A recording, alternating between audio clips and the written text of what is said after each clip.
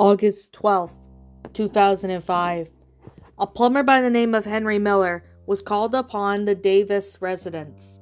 The Davis family was complaining about a strange tapping noise coming from the bathroom walls. Mr. Davis suggested it was a plumbing problem.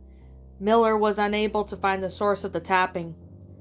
August 15th, 2005. Mr. and Mrs. Davis were awoken by screams. Jonathan Davis, 10 to 12 weeks of age, at approximately at 1 a.m. The couple found the baby with bruises on its back and a small cut on his right cheek. They called the police, who arrived shortly. The small investigation concluded the crib holding the baby was at fault for the injuries. August 23rd, 2005. Mr. Davis left on a plane to Carson City, Nevada on a business trip at 7 a.m. Mrs. Davis and her 3 children were alone at the residence.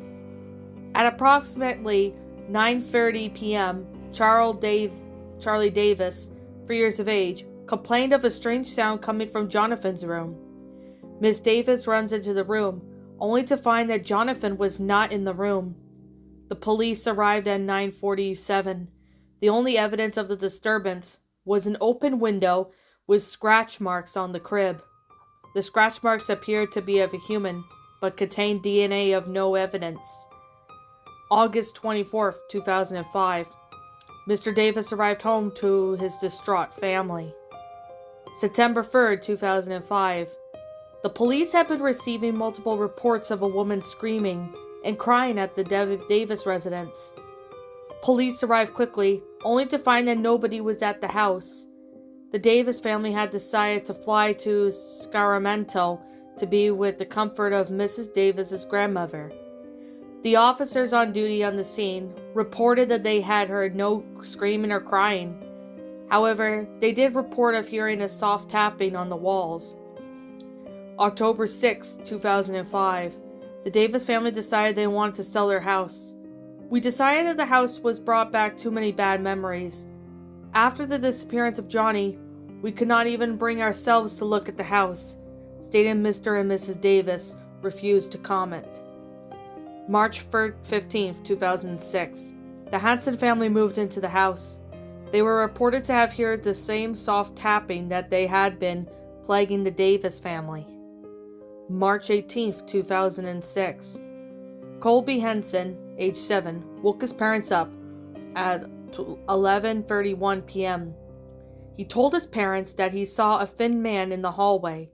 Mr. Henson went to investigate, but found nothing. Colby slept in his parents' room for the following week. April 1st, 2006. Mr. Henson was home work early that day. He was reported to have been waiting for his wife to come home from the cosmetic school, but all the time his wife should have been at home, he heard a voice whisper his name. He turned to only find a brief glimpse of a white dress heading into the other room. He ran into the room but found nothing. He confided with his wife, but she dismissed it as a story as an April Fool's prank. April 5th, 2006. Miss Henson woke up at 6:30. She reported that she heard somebody calling her name. She sat up in the meantime to see a white dress heading into Colby's room. She ran to his bed in a panic, but nothing was out of the ordinary. April 6, 2006. Colby Henson woke up very frightened. He told his parents about the frightening dream he had the previous night. He reported he had seen his mother run into this room with a frantic look on her face. When she reached Colby's room, she crouched down and made sure that her son was uninjured. Colby said that she seemed relieved, but behind him was a figure without eyes, holding a crying baby. Miss Henson did not even tell her or anyone what happened the night before. April 10th, 2006. Mr. Henson called the hospital. He told the doctors that he thought something was very wrong with his wife. Mr. Henson brought his wife to the hospital for evaluation. April 11th, 2006. Miss Henson's doctor reported that she was undergoing symptoms similar to those of PTSD. May 22nd, 2006. Miss Henson's mental state worsened at the point of insanity. Mr. Henson reported that she was often rambling about people in the walls and the baby doesn't belong to you. And Mr. Henson had been planning to take her to a mental institution and finally went through the plan on his date.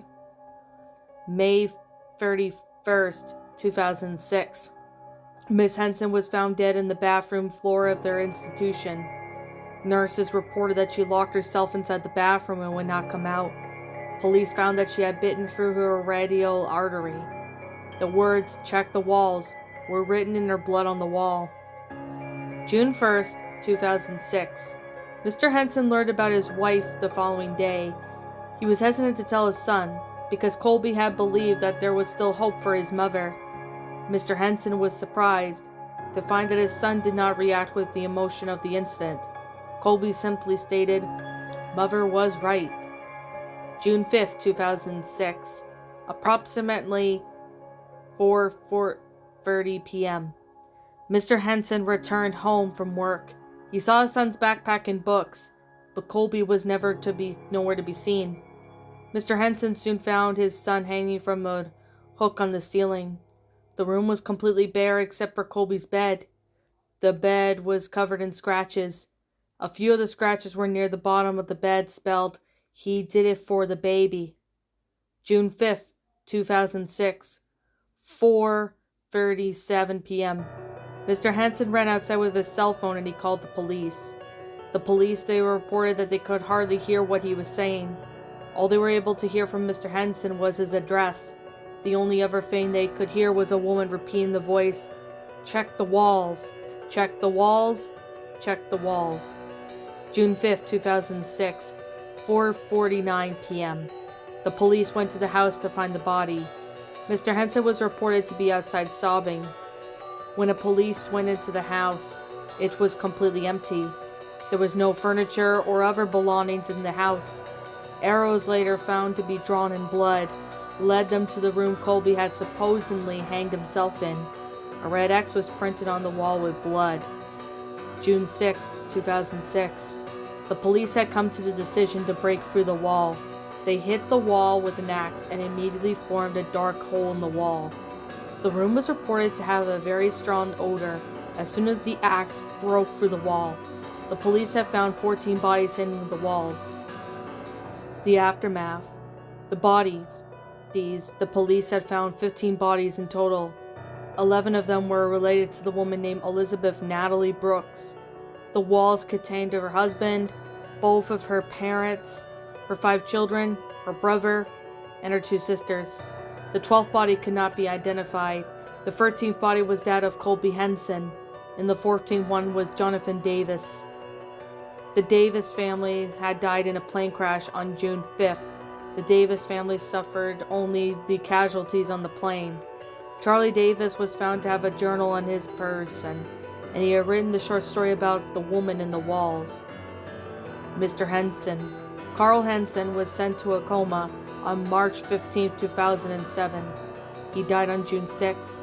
Nurses reported having to hear soft tapping on the walls before he died. Elizabeth Brooks was born on June 6, 1938. She's married to Edward Brooks in 1964. It was a fantastic relationship. Everything changed after her 5th child turned 7.